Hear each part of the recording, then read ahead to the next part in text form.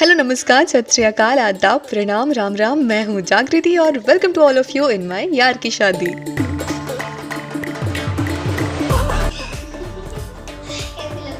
और आज दोपहर से ही सब लोग मुझ पर हंस रहे हैं और शायद आप लोग भी हंस रहे होंगे मेरी इन छुट्टियों की वजह से। आशा करती हूँ कि हमारा पूरा परिवार स्वस्थ है, खुश है और बहुत बहुत पॉजिटिव है। मैं भी खुश हूँ क्योंकि आज मुझे जाना है मेरे यार की शादी में। मेरे बालों को देखकर सभी को हंसी आ रही है। वैसे हंसी तो मुझे भी आ रही है खुद के अपने आप के ऊपर। मैंने कहीं तो पढ़ा था या सुना था कि बाल ऐसे छोटे छोटे पीसेस में चोटी करने से बाल घुंघराले हो जाते हैं। तो बस मेरी भी एक छोटी सी कोशिश थी अपने बालों को घुंघराला करने की। खैर, मेरे बाल घुंघराले हो चाहे ना हो, सबके हंसी का पात्र मैं जरूर बन गई। तो दोस्तों, अभी बज रहे हैं शाम के 4 और आज है तारीख 28 नवंबर 2024 और मैं जोर देकर ये इसलिए कह रही हूँ क्योंकि आज है मेरे यार की शादी और इन फ्यूचर मैं ये डेट भूल ना जाऊँ इसलिए। तो आज है 28 नवंबर 2024 और हम जा रहे हैं मेरे दोस्त हिमांशी की शादी में। यकीन नहीं होता ना, हम मिलते हैं फिर दोस्त बनते हैं, धीरे धीरे कब समय बीत जाता है और हम इतने बड़े हो जाते हैं और फिर शादी। वैसे हमारी और हिमांशी की दोस्ती हुई थी ग्रेजुएशन सेकेंड ईयर में। फर्स्ट ईयर में तो हम दोनों बस एक दूसरे को देखकर मुस्कुराते ही थे और आज उसकी शादी है, मुझे यकीन नहीं हो रहा था। वैसे मैं बहुत खुश थी कई दिनों से कि आज हिमांशी की शादी है, लेकिन आज सुबह से ही मन पता नहीं क्यों उदास था। शादी हिमांशी की है और दुगदुगी मुझे लगी हुई थी। ऐसा अक्सर मुझे होता है जब कहीं जाना होता है। कुछ दिन पहले तो काफ़ी उत्साह रहता है पर मेन वक्त पर पता नहीं क्या हो जाता है। तो दोपहर में खाना अगर मैं थोड़ा सा सो गई थी ताकि जब मैं उठूं तो अच्छा महसूस करूं। तो अभी तो अच्छा लग रहा था और अभी बज चुके हैं शाम के 5:30 और मैं जल्दी जल्दी से यहाँ पर बस हम पहले से ही बहुत लेट हो चुके हैं। अभी 5:30 बज चुका है। पता नहीं हिमांशी बहुत गुस्सा हो जाएगी।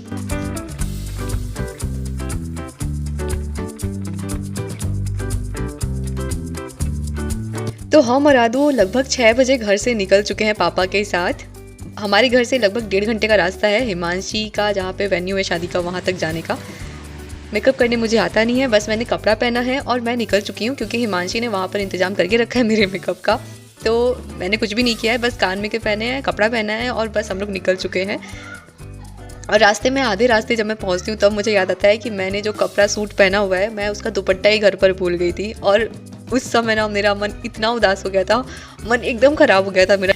मैं खुद को कोसी जा रही थी कि दुपट्टा भूली कैसे। सामने बेड पर ही रखा था जबकि मेरा दुपट्टा। मैंने सोचा भी था कि मैं लास्ट टाइम डाल लूँगी लेकिन भूल गया। अब मेरे दिमाग में ये चल रहा था कि दुपट्टा तो है नहीं, तो अब सॉल्यूशन ढूंढा जाए फटाफट से। और लीजिए, हम पहुँच भी चुके हैं हमारे वेन्यू पर। आधा रास्ता हमने तय कर लिया था, गाड़ी घुमा भी नहीं पा रहे थे। पापा बोले चलो रास्ते में हम लोग खरीद लेंगे दूसरा दुपट्टा, लेकिन मैचिंग दुपट्टा नहीं मिल पाता है। जैसा हमारा सूट रहता है, इसका हैवी दुपट्टा है, वैसा कहाँ मिल पाएगा।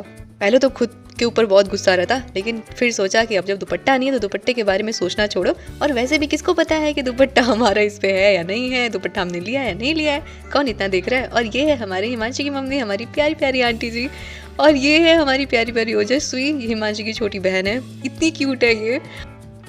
हम लेट थे लेकिन हिमांशी के प्रकोप से हम बच गए। हिमांशी अभी नहीं आई है, वो अभी पार्लर है, उसका मेकअप कंप्लीट नहीं हुआ है। हमारी फ़ोन पर उससे बात हो चुकी है और मैं सोच रही थी हिमांशी तो है नहीं और मैं फ़र्स्ट टाइम आज हिमांशी की फैमिली से मिल रही हूँ और पता नहीं मैं कैसे सबसे मिल पाऊँगी। लेकिन वहाँ पर मैं तो सबको ज्ञात थी हरफनवाला जागृति के नाम से, ये मुझे पता ही नहीं था। मुझे ऐसा लगा ही नहीं कि मैं फ़र्स्ट टाइम वहाँ पर जा रही हूँ, अनजान लोग हैं, ऐसा कुछ महसूस ही नहीं हुआ। बहुत अच्छा लग रहा था मुझे सबसे मिल करके। और जैसे ही हमारा मेकअप पूरा कंप्लीट हुआ, आंटी जी ने हमें भेज दिया नाश्ता के लिए और हम लोग यहाँ पर नाश्ते में लग गए थे। स्टार्टर्स में काफ़ी कुछ था, हमने सब थोड़ा थोड़ा खाया, डोसा खाया, नूडल्स भी लिए, चाट लिए। टिक्की चाट मुझे काफ़ी पसंद है और कूलर वाली भी, लेकिन टिक्की चाट ज़्यादा अच्छी लगती है। पानी पूरी भी खाया। और आदू को देखिए कौन मिल गया। आदू को छोटे बच्चों से इतना प्यार है, उसे जहाँ भी छोटे बच्चे दिखते हैं वो लग जाती है उनके साथ। और यहाँ पर मिली है हमारे ग्रेजुएशन के कुछ और मित्रों से। ये है हमारे जो पास में साधना और उधर है अनुराधा। कितने दिनों के बाद, कितने सालों के बाद हम मिले थे।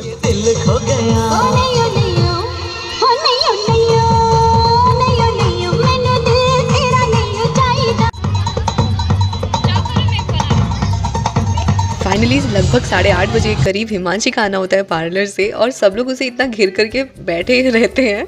मैंने सोचा मैं इत्मीनान से मिलूंगी और फिर फाइनली हमारा मिलना होता है हिमांशी से। मैं उसे इस तरह से देख करके इतनी इमोशनल हो गई थी एक बार को। तो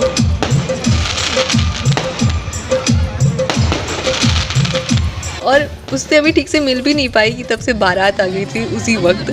और मुझे तो वीडियोस लेने थे तो मुझे उस भीड़ में से बाहर आना पड़ा यहाँ पर बारातियों के स्वागत के लिए। मेरे साथ साथ मौसी लोग थी, उन लोगों के साथ मैं भी यहाँ पर आ गई थी।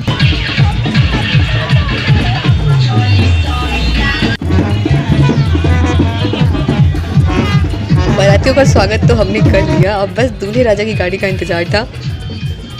तो लीजिए भाई, दूल्हे राजा की गाड़ी भी आ गई हमारे सामने।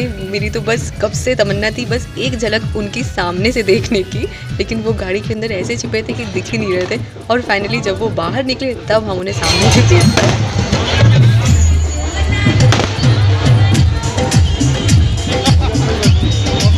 और यहाँ पर सारी रस्मों की शुरुआत होती है। सबसे पहले तो द्वार पूजा लगता है ना, तो यहाँ पर बस द्वार पूजा की तैयारी हो रही थी। और भी बहुत कुछ होता है, मुझे इतना समझ में नहीं आ रहा था, बस मैं ध्यान से देखी जा रही थी सारा कुछ। और मैं ये सोच रही थी कि अंदर हिमांशु को कितना धक धक धक धक हो रहा होगा।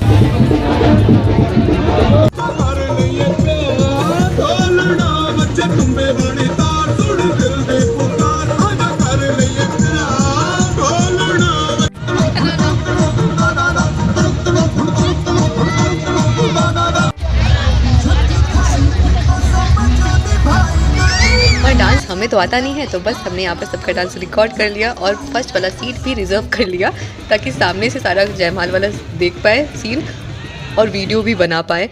इस बीच द्वार पूजा देखने के लिए सब लोग बाहर आ गए थे, तो हम चले गए थे हिमांशी के पास। हमने कुछ समय बिताया साथ साथ।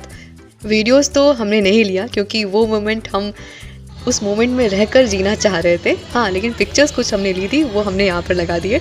सच बताऊँ तो फ़ोटोज़ से कहीं अधिक इन रियल वो बहुत अच्छी लग रही थी, एकदम गुड़िया जैसी। और फिर फाइनली द्वार पूजा के बाद अब समय हो गया था जयमाला का।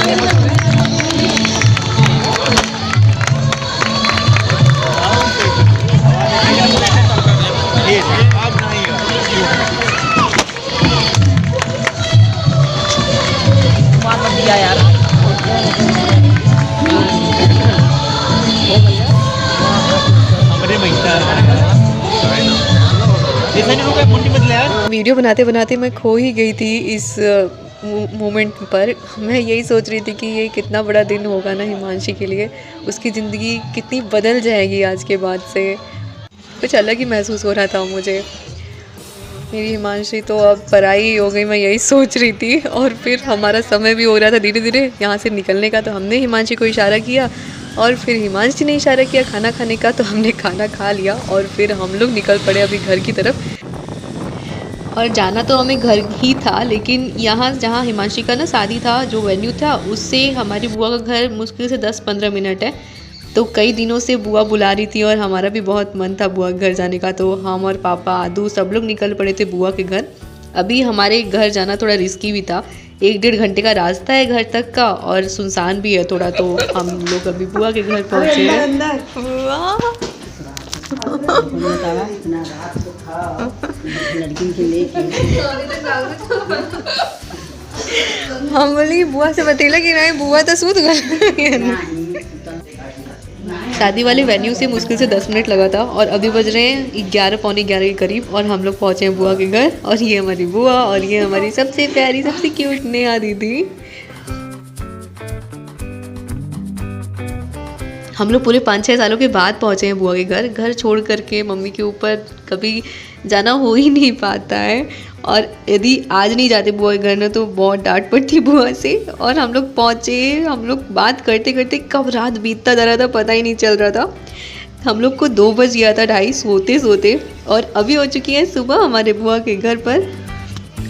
बाहर हल्की हल्की कोहरे वाली धूप थी, बहुत अच्छा लग रहा था और मैं मंजन लेकर के अपने हाथों में घूम रही थी। पूरा छत दिखा रही हूँ अभी मैं आप सभी को बुआ का, और छत पर घूमते घूमते मुझे मिलती है ये एलोवेरा।